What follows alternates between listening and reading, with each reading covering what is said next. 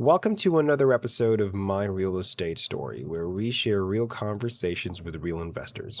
In today's episode, we have a special one. We're joined by Chad Ogstadt. He brings powerful insights on multifamily deal sourcing, mindset, and building a business with clarity and purpose. Let's get into it. Welcome to this podcast, Chad. Thank you very much for your time. We appreciate it. And let's just jump into the first question that we ask every guest. And that's the thing I really want to know. I want to know first who Chad is. Who is Chad outside of the professional world? Who are you? People always try to say that I'm so professional, and I'm like, that's so mean. Like I don't take myself as like I like to have fun with what I do. So, I ride freestyle BMX. I'm a husband. I am a father. I am really an entrepreneur outside of marketing, or I've been doing marketing and or sales for 25 plus years, running offices, doing all kinds of different things.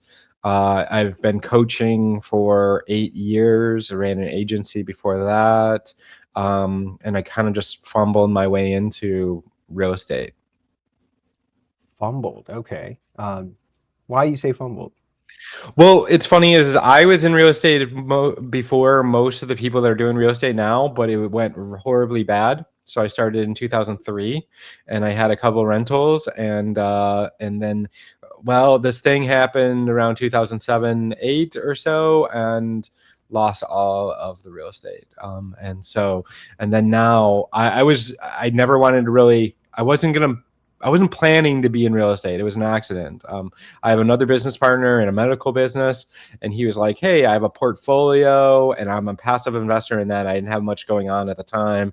And he's like, I kind of want to just get rid of it. I don't feel like I'm getting paid what I should be on this, and his rents weren't consistent, and he's like, he was just complaining, and I'm like, as an entrepreneur, I'm like, oh well, if you want me to find you a buyer, I can figure it out. And he's like, could you do that? I'm like, of course, I can do whatever, right? We'll figure it out. And so in that process of finding a buyer, I got really connected in the investor space and just had a lot of conversations with people that are doing big things in real estate. And so I got really connected with one specific buyer in New York.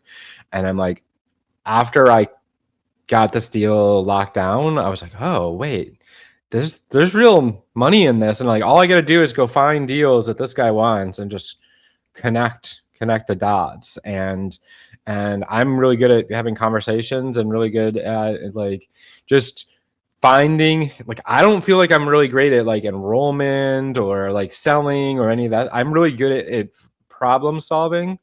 I'm really good at figuring out what people want and then framing things in a way that people want them. And that's all not all I'm really good at. I'm really good at a lot of like a few things, but I'm really good at that. And I feel in real estate that's a big mistake, and a lot of things people are like, I'll give you an example. I was watching this Grant Cardone show. It's this real estate king thing, and it makes me angry every time I watch it. And I'm like, it's like I'm literally want to punch these real estate people, because they know what he wants, they know what he likes, they know the rules that he lives by, but they keep on giving him things that he doesn't want. And I'm like, you guys are morons. You're blowing it like badly. Like it's like, he wants cash flow in his deals, but you'll bring like a complete like remodel situation where there won't be cash flow for several years, and he likes location, but you're bringing things out in the boon, and like it's not like deals are not impossible, or they're not like 1 in a million chance that you're going to get a deal. Like, you could get a deal. All you got to do is just connect with the right person. It's very, very easy just to find deals that are just out there. And it's like they're just bringing him crap. And I'm like, why are you wasting his time and then not shutting up about how awesome this deal is, even though you know that that's not what he wants? I get you. I get you. And there's a lot of questions that are running in my head right now, but I want to go back to that first one you said. It seems like a lot of people start with real estate wanting to do rentals, right? Hmm. And I think you know this. A lot of them realize that that's not like it can be viable, but it's not the Hmm. way to do it. For you, I know you've probably talked about this a lot of times, but what is it for you that makes rentals something that is, I'd say, not viable for a certain person, or like it's not ideal? It's it's not that it's not viable, it's that people aren't doing it at a big enough scale, and they're not do and their expectations are off. I feel like people are trying to get passive cash flow before they get active cash flow or even any cash. So if you try to go from like broke to like creating passive cash flow, it doesn't make any sense because you're kind of waiting time for things to like, because there's a bunch of ways you can make money on passive streams: depreciation, appreciation, all these things. Like obviously the cash flow that's on the deal, that's actually like one of the smallest where there's money, because when you really look at the deal, unless it's like a really big scale, it's not a ton of money, right? And so passive is cool, but if you're dead broke and you're trying to make passive and you haven't had active yet, it doesn't make any sense. If that makes sense. I got it. And it looks good on paper, right? If you have a lot of property, your net worth's going to be like you will feel like, it's good. But then yeah, I think what you're trying to say, tell me if I got it correctly. Yeah. It's not practical to have it like that passive income from rentals needs a certain amount of scale for it to work the way most people want to. For sure, especially Can you give because me a if you number? don't want to be, yeah, if you Yeah. don't want to be a landlord too, it's like, I think the number that I saw was like, it doesn't make sense to have under 21 units if you don't want to be a landlord, right? Because you, for a property manager to take you seriously, you have to have enough doors for them for it to be worth it for them. And so it just becomes a, now that you're getting like your shirt taken by by the property management if you don't have enough numbers. And you definitely don't want to be cleaning toilets and like fixing toilets and doing that stuff. I did that when that was part of the issue the first time, right? And it was terrible. And so I realized I didn't want to do that. And yeah, so that's, yes, 21 units is like the number that I've heard is the Kind of like recommended the minimum, right? That's the minimum. That's a lot. minimum. Mm-hmm. That's a lot. We jumped straight into into the real estate, and I like that. I really want to get to know you. Yeah. You said your friend. I've actually watched that reel, that because I know you do BMX and all of that. So Oh, okay. right, Sweet. I did my research, but more of like I was so excited to really get to know you on this. We'll talk about the technical stuff later because I think that's what you put out. But really, I want to Yeah. get into that side that maybe don't get to talk about. Like, what was your thinking? Or first question, sorry, this is a two-part question. What's your actual Yeah. passion before that friend that gave you, hey, I need to sell these properties? Because you said you weren't really into real estate at that time. What's your passion? What was your passion, and what did you want to become before that? Uh, yeah, it's funny. My wife and I were running a coaching business for 8 years, and we were pretty successful. We had our two comma club, if you know anything about the ClickFunnels world and all of that. And we've had, I don't know, 300 clients over a period of time, and we've helped a lot of people, right? And I realized that that is not my actual, like, running a coaching business is actually not my skill set. Connecting and putting systems in not put, like, as my wife would say, is like, she's really the systems person, but I can figure out what's missing and putting processes in, and then reverse engineering what's necessary for something to work properly.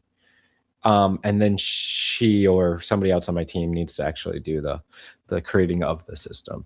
And so connecting having those problem solving. It's really like finding a problem that somebody that it has, and then finding the person that can solve that problem is really my world. That's I'm a fixer in a business sense, because I can find people that can solve pretty much any problem if it is a big enough um, upside for me, and so on. I see. So one thing you say you're not good at sales, it's like the connecting with people. Let me give you some like what I think is that's your talent. Hmm. Like it's your talent that it's a talent to sell or like to you can say sell, you can say market and all of that. What do Sure. you think of that? Like did you ever feel like it was a talent rather than a skill? Because it seems like your passion is connecting with people, right? And that's what I got from that. But I feel like what came from you naturally is really doing sales is like something that's really natural to you, or did you have Well, to learn it? yeah, definitely something I learned. No. I did door-to-door sales. I did something door-to-door sales, and I figured I mathed it out at about 100,000 doors, minimum. So I've had lots of one-on-one conversations with people, and getting people's attention when they don't want to really talk to you is really important. And being able to find something, and then being able to like create a conversation from a conversation, and how to bounce from here to there. That's why I can do this, and there's no script, there's no nothing. You could ask me really any question, and I can make something work. And it's doesn't throw me, because I've had hundreds of thousands of conversations that they didn't necessarily want to have, but I got to keep it going. It's just yeah. So there you go. What is it for you? What is it for you that like I'm pretty sure you've had those moments where you said 100,000 doors, a minimum, I guess. So what Hmm. what is it for you that makes you keep going when something is down? Like a guest earlier was all about motivation. He feels like negative stuff it has to happen to you. What's your philosophy in that and just keeping going even if you're not like let's say no deals are come through and all of that? So you ever heard of Dan Kennedy? No. Okay, he's a marketer, like kind of like the godfather of like direct sales or direct marketing, and he's taught most of the like the copywriters and like that type, Russell Brunson, and like a lot of these big like marketers. And one of the things he says is like most of the successful people believe this, and I believe it in a God way, is that everything is happening for me. Everything is happening for me to get where I need, or become who I need to be to do the things that where I'm going. And so everything is a redirection by God, or a character development and purification from God to get me to be and to where I need to be. How much of that is instinct? How much of that is because of course we have to believe that you're meant to do that, right? God put Hmm. you in this planet to do this, and like whatever He throws at you, you have to be there and just Hmm. break through it. Have faith. I do believe that. I agree with you 100% with that one. How much of that is when you're in that moment? What do you hang on to when you feel like I have to pivot? I Well, I have to like to, say yeah. Oh, that's an interesting game to play, and it seems to be when you're taking all the actions there. If you're going the right way, there will be at least a lesson. There'll be some sort of lesson that you're learning from it. You'll figure out what's not working, so, or it will start connecting you in a direction that it needs to be in the realm of what you're doing. The pivot is interesting. I've had this a couple of times when we shut down our coaching program. It's opportunities so big, or things will start showing up. I've never quit anything in my life, but I've always found bigger opportunities that show up. if you were to give advice to people who are in a spot where they're, in a job, what would be the thing you would say? So one thing I've got from you is it has to be big enough to you for you to feel like it's, you have to pivot. But for people who are Yeah, not sure, what would you say? I will say that looking where you're wanting to go and your ultimate NB self, right? So if you're going to be a billionaire or 100 millionaire or whatever, the where you're going, it's like with what you're currently doing, is that going to ever get you to that place? And if you feel like you're hitting your head against the wall in a place that could never get you to really where you want to go, it's probably that needing to pivot to something that's going to be bigger and make more sense. And it's like sometimes Gotcha. you need to go down the road of learning something much, much bigger, a skill, a something that is on a larger scale to get to become and to where you ultimately are supposed to be. Gotcha. And I'm going to ask you a question that I ask almost every guest. Sure. If you were to choose one, I'm sorry to put you on the spot because I know it's a Yeah. Yeah. combination. It's in the middle. If you were to choose one, confidence, because a lot of sales in real estate, not only in real estate but in business and finance and whatever you want to achieve, a lot of it is confidence, right? Confidence to make this decision, confidence to again make that pivot and all of that, versus skill. Because you mentioned that as well. You have to have that skill, then you decide. If you were to choose one, and doesn't mean you're not going to have the other, which Sure. one would you lean toward? Having Would more confidence than skill, or work on skill first, then confidence? what's interesting with AI, Mm, it's like you can pick up knowledge very quickly, and then that can give you some confidence, and then you get to go use it, and then you realize that you're not like exactly where you need to be, like you don't have enough skills, so now you have to go get the skill, and then you got to go you like and it's like you can learn some more, and then you get to go use it. Like it keeps on giving you, it's like a pattern. Like I did this with the medical, I did this with real estate. I didn't know when I first started with real estate this time, with especially with multifamily. There was so much I didn't know, like cap rates and NOI. Like I didn't know what any of that meant, and I literally had to learn and then go have conversations negotiating this deal for this portfolio in the process. And I'm like learning and then going and having conversations with people about these things like I know what I'm talking about, which I just learned in AI. And then now I'm having the conversation, and then there'll be like something I don't know, and they'll be like, ask me, they'll be like, oh, do you have an executive summary? I'm like, I have no clue. Like, what the hell is an executive summary? And so now I get to go learn what that is and then learn how to make one for this portfolio. And it's like, so it's a stepping stone of probably confidence first, and then getting skill, and then getting more confident, and then using it, and then probably getting smacked in the face a little bit, and then learning more, and then going and using it, and it's just a cycle. confidence to look for information, confidence to then the skill gives you confidence again. So it's like a cycle, but confidence comes first for you, Was right? also confidence to use the information, because so many people have information that they're not even using. They're not even putting themselves out there. It's like they have this skill, but they're not like putting it out there because they don't have the confidence of being able to, I don't know, follow through, or they got to answer that themselves. Makes sense. I see. Well, for me, I'm more of like a skills guy first because, like, the calculated stuff. But you would agree, like, overthinking can like bar you too from like whatever you want to Oh, achieve. for sure. Have you had experience with that? Have you had experience where I don't want to do this yet? I want to be prepared. You don't go the route of delivery first, then refine later. Have you had that experience? Yeah.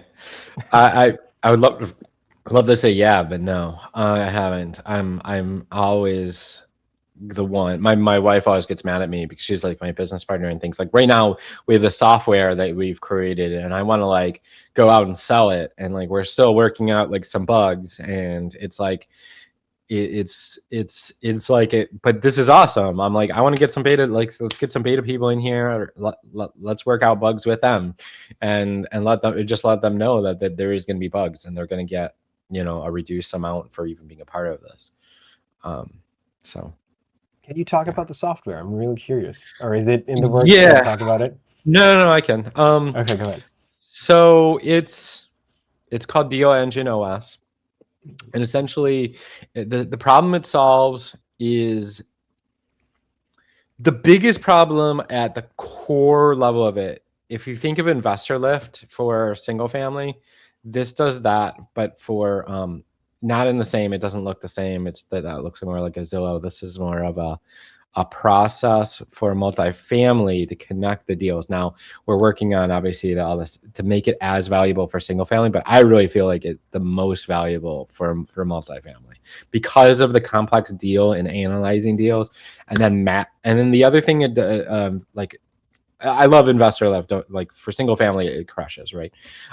But or and I don't feel like it does it on, it doesn't analyze deals. This analyzes it. So this, you'd bring a deal to Deal Engine OS and you would submit it, and then it analyzes the deal, and then it brings in. Now you could bring in your own buyers, but we're actually giving it right now for anybody that gets in a a couple hundred buyers in different things, and these are single family, they're IV, they're multifamily, they're all kinds of different buyers, and so it will match your deal to that buyer, and then it will send that person a proposal with all the information, or well, the we actually send over blind proposals to them, and then they say they're interested, and then they sign an NDA, and then they can get all the financials on the deal, and vice versa. So you basically can connect deal. It's like the purpose of it is this: if you can get more specific buyers. Actually, let me go into the problem. Go ahead. I have 270 multifamily deals sitting in a spreadsheet right now, probably more that my EA hasn't even moved into that spreadsheet, and it is a hot mess. Um, and there's probably, you know, hundreds of thousands of dollars, if not millions of dollars, of deals in this spreadsheet, and I have all these buyers, a few hundred buyers, and trying to match them just using a spreadsheet and maybe even just using AI is, it's like it's such a hot tangled mess. I literally hired an EA to do this full time, 40 hours a week, and he's still not being able to keep up with it because I'm able to generate leads for these these properties, and I'm able to generate buyers using systems and processes that I used in the marketing of our coaching and all that stuff.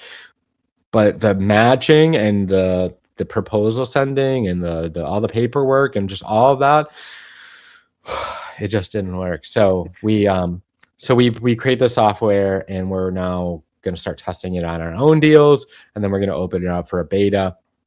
And so basically the deal is if you can match deals more precisely to a buyer, you're gonna be able to get higher assignment fees or spreads, or however you choose to get paid.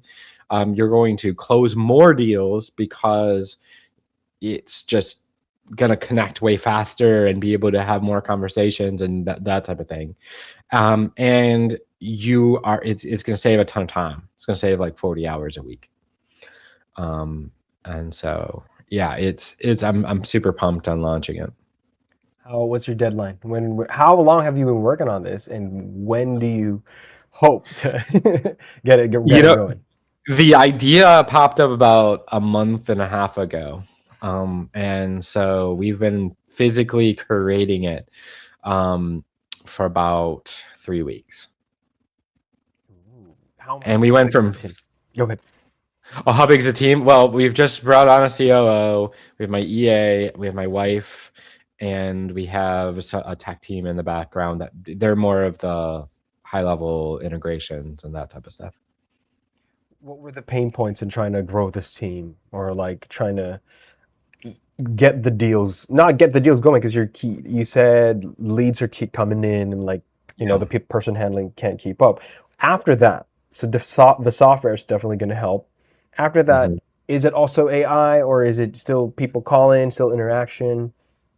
Um, I want to say that it can get it about 90% of the way there. You're probably still gonna have to have some conversation. So if you're like completely adverse of having talking to people, it's gonna be rough. Um, but it will get you much farther along the way, where at least the buyer is putting, LOIs in through the system, and then, if it's like it's really you become the plunger to push people through the system instead of you trying to push everybody through the system. And because that's how I would prefer to be in a system, is like if somebody gets stuck and they're looking at putting in an offer in, and they haven't yet, I can just give them a call and say, hey, saw that you are interested in this deal. Are you opposed to putting your letter of intent in by today? And then they'll bring up whatever concern they have, and then you get to deal with the concern and get them if they need more information or whatever. And then bam, you're in. I'd rather just solve small problems and try to do all the handing off and having the people that have to have a conversation for every situation. Like it's not necessary. It's like only have conversations when there's like somebody that's stuck at making a decision, or like they have something that they can't verbalize, or they're just not there's a concern there that they haven't even realized, so they're putting it off or whatever. Was this from your frustration? Correct me if I'm wrong wrong by using this term. This software, was this from the frustration of what you were hearing from Grant Cardone's people, or like was it like because they were right not getting deals? I was kind of Was a part. confirming. No, we came up with the software. I literally, it's funny is I met with a guy that is gonna be a potential JV partner to get this software out, and he was on one of the episodes. Mm. And so I'm about to have a conversation with him, and they sent me the episode to watch, so I kind of knew who he was or whatever. And I'm like, oh, that's super cool. And I'm like, I got it like binge. I was like binging the show. I'm like, these people are so dumb. Like it's like a soap opera. I'm like, why would she do that? Like that's how I felt. And I'm like, so it just kind of confirmed that a lot of real estate people are just really dumb, and they're just trying to jam something that doesn't fit into another hole instead of just going to find something that they actually want. So I'm in agreement with that. It's generally the core of proper sales, or a person with experience in sales. Because like if you're even people who are long term sales, who have been in sales for long term, they've had this problem of every conversation has to be a sale. And I do believe that with the exact philosophy that you're mentioning, at the end of the day, it's the buyer's decision, right? You're just maximizing and trying to provide what they want, rather than, hey, it's very clear that they don't want it, but like that's what you're offering. Then don't offer it, because like it's obviously not what they want, right? Yeah, well, that's the cool thing is there's a threshold on the software where you can set the percentage of match. So it'll be like I have all my deals where it won't send it to a buyer unless there's an 80% a match to exactly their buy box. I could set it to 90 or 95% as I get, more deals, more flow, and everything. So then that buyer is only getting something that's so close to what they were looking for. It's just perfect, right? So if they want a 7 cap and they want in a red state, and it's a 6.5, it'll still send them, because maybe they'll be, and maybe I can negotiate it down a little bit. So I didn't want to I don't want to throw out potential that could be deals, and because it was like a little bit out of the window, right?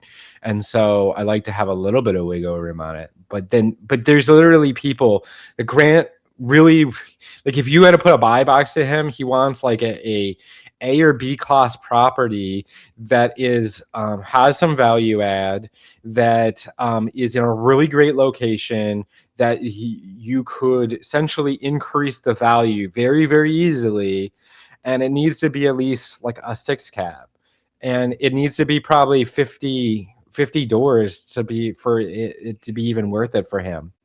And people are sending him like these luxury one-off doors, and even though his books specifically say like you don't want to be a one-door hoe, that it's like, and I it's like, like that. or like or a warehouse where there's like you got to like do so much work, it's going to take 3 years to like work out this thing to ever have any cash flow. And he wears shirts that say cash flow, but you're giving him something that doesn't have any cash flow. That doesn't make any sense. Yes, it's obviously like people wanted more profit and not listening to the connecting part. Now, you mentioned buy box.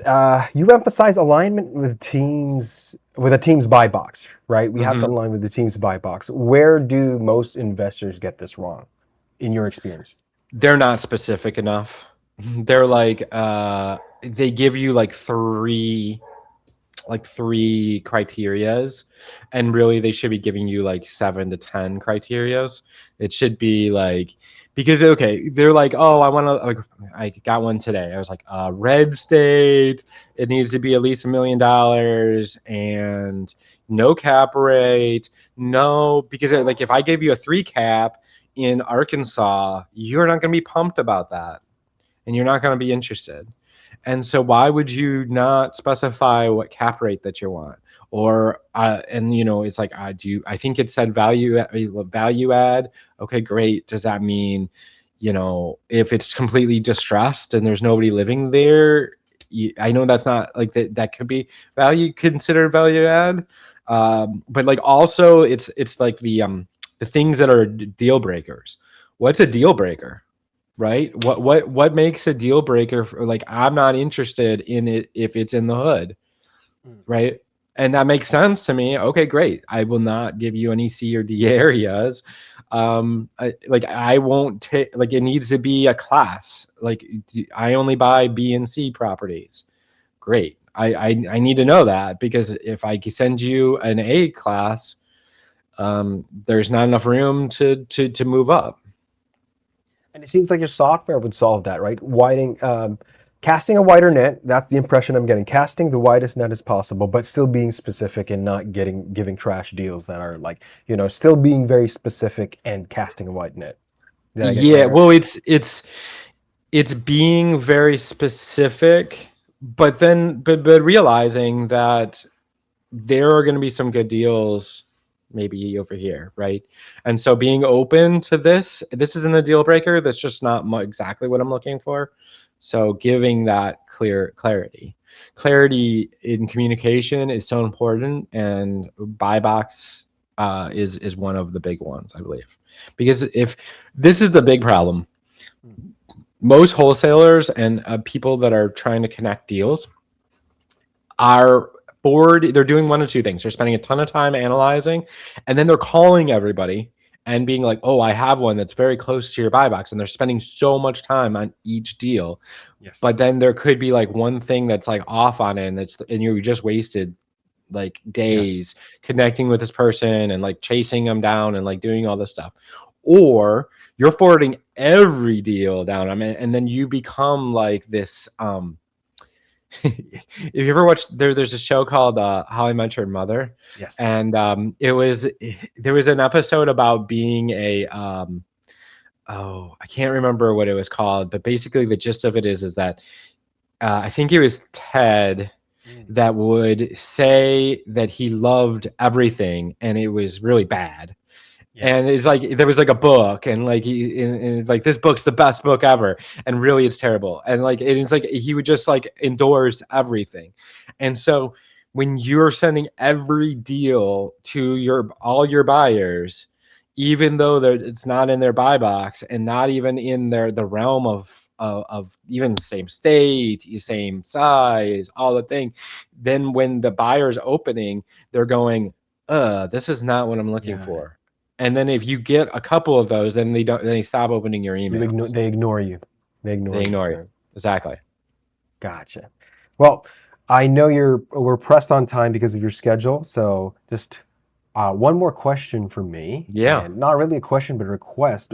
What can you say to our possible audience, or like, what can you say to our audience who are just starting out, starting out with real estate?